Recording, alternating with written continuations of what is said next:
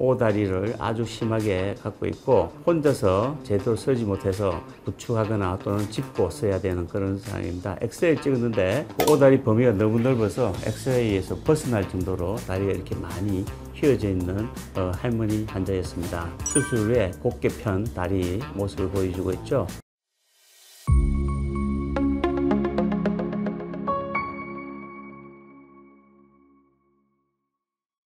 안녕하세요. 정등병원 정형외과 전문의 김창호 원장입니다. 무릎 인공관절을 떠올리시면 노년의 무릎 통증으로 받는 수술을 생각하지 않으신가요? 과거와 다르게 무릎 인공관절이 크게 발전하면서 많은 사람들이 무릎 인공관절에 대한 인식이 달라지고 있습니다. 하지만 무릎 인공관절은 정확히 몇 세, 언제 받아야 하는지, 그리고 인공관절에 대한 어떤 재료가 사용되는지에 대해 자세히 모르시고 계시는데요. 오늘은 무릎 인공관절에 대해 자세히 알려드리겠습니다.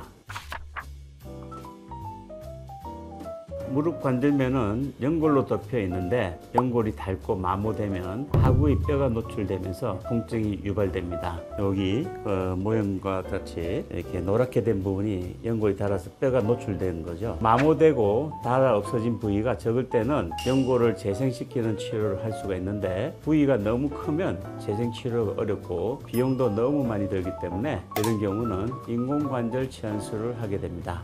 무릎 인공관절 수술을 하면 통증을 줄여서 일상생활을 잘 할 수 있게 됩니다. 그러나 아직까지 인공관절은 영구히 사용할 수 있는 게 아니라 사용하다 보면 기계와 같이 마모되고 느슨해지고 그렇게 돼서 재수술을 필요로 할 수도 있습니다. 물론 최근에는 그 사용기간이 점점 늘어나서 15년, 20년, 길게는 30년도 사용할 수도 있습니다. 하지만 활동량이 많은 분들은 사용기간이 짧아지게 되어 심한 운동은 하지 않는 게 좋습니다. 또한 무릎 인공관절 수술을 받은 분은 무릎을 완전히 구부리지 못하여 바닥에서 앉았다 일어나는 게 힘들어 좌식 생활을 하시는 분들에게는 불편합니다. 따라서 되도록이면 자기 관절을 유지하여 사용하는 게 좋기 때문에 가급적이면 인공관절 수술은 미루는 게 좋습니다. 무릎 인공관절을 하기 전에 시행한 치료법은 지난 시간에 다뤘죠. 궁금하신 분은 여기 상단에 링크를 달아놨으니 찾아보시기 바랍니다.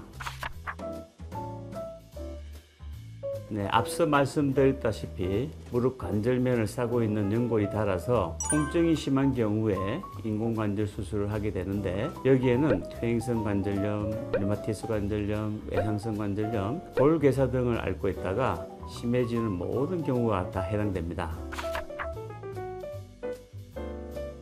무릎 인공관절 재료는 인체에 무해하면서도 관절 운동 시 마찰을 최소화하여야 하고 강도가 강하여 오래 사용할 수 있는 특수합금을 사용하는데 여기 모델과 같이 반짝반짝 빛나는 게 금속입니다. 이런 코발트 크롬이나 티타늄 같은 재료를 사용하고 이 금속과 금속 사이에 압축 폴리에스틸렌, 여기 보이시는 하얀 거 있죠?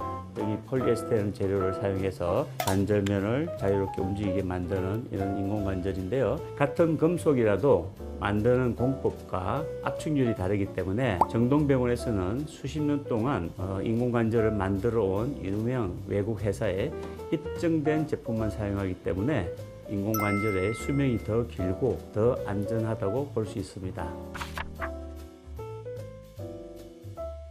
애니메이션에서도 우리가 볼 수 있듯이 이전에 관절이 손상된 부위를 깎아내고 그 면에 맞게끔 인공관절 이렇게 씌워주는 방법이 수술 방법이 되겠습니다. 아래 위 관절에 이렇게 금속을 씌워주고 그 사이에 폴리에틸렌을 판을 끼워주는 방식으로 수술을 하게 됩니다. 이때 정확한 측정 및 사이즈를 맞춰줘야 하며 위아래 관절 간격의 유격을 잘 맞춰줘야 불편 없이 오래 사용할 수 있기 때문에 많은 경험과 실력이 필요한 수술입니다.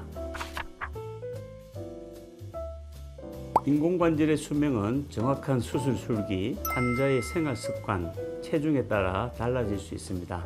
그리고 사용되는 재료에 따라 달라지는데 평균 수명은 과거에는 10년 정도였는데 최근에는 15년 이상 사용 가능하며 길게는 20년, 또는 30년 이상도 사용 가능합니다. 또한 인공관절을 오래 잘 사용하기 위해서는 수술 후 재활 치료도 중요합니다. 수술 후 관절 가동을 원활히 하기 위해서는 수술 후 통증 관리가 중요하며 근력 강화 운동도 동반되어야 인공관절을 원활히 오래 사용할 수 있습니다.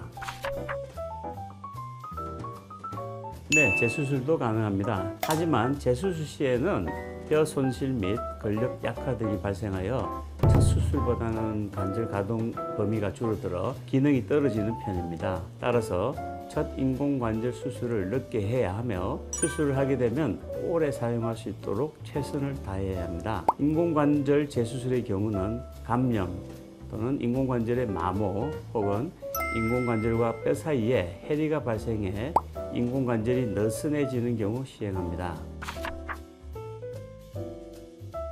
정동병원에서는 환자에게 가장 적합한 인공관절을 취향하여 정상관절과 가장 유사한 형태의 위치, 각도로 만들어주어 이질감을 최대한 줄이고 적응력을 높여주는 방식을 채택합니다. 또한 과학적이고 체계적인 재활치료 프로그램을 통해 빠른 일상 복귀가 가능하게 합니다.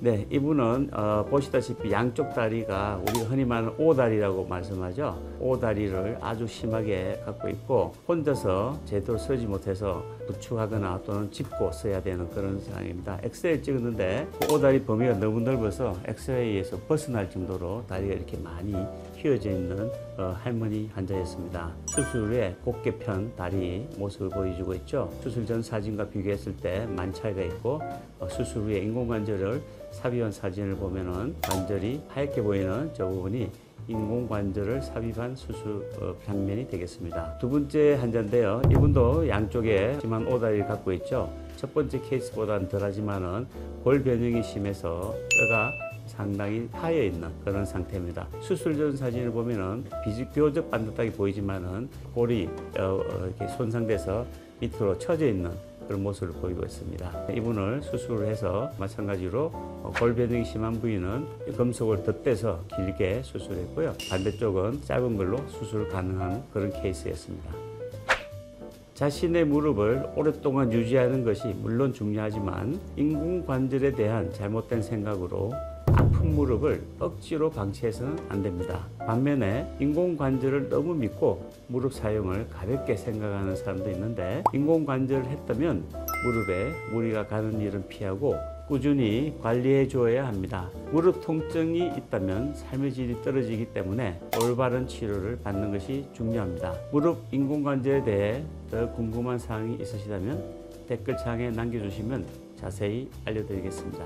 오늘 영상이 도움이 되셨다면 좋아요, 알림, 구독 부탁드리겠습니다.